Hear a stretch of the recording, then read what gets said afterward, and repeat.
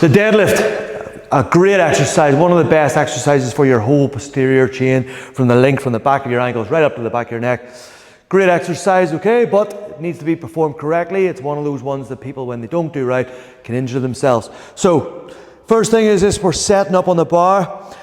Feet should be about hip distance apart all the time. We're about an inch away from that bar. Say about the thickness of your thumb in between your shin and that bar when you're starting, okay?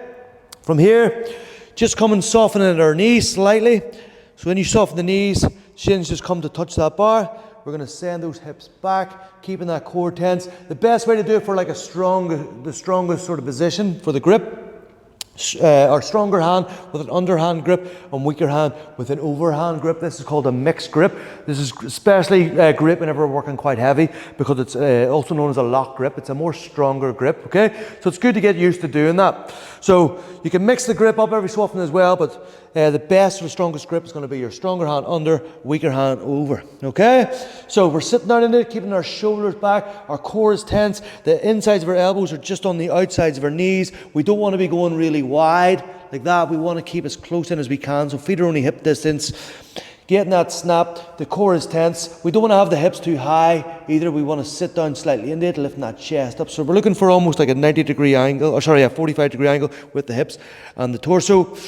We're breathing in, and imagine we're trying to snap, like we're trying to twist that bar, getting our lats engaged. We're much, much stronger when we've got those lats engaged as well. So we're breathing in, core is tense, we're getting that snap, digging the heels into the floor. We're going to keep them shoulders back.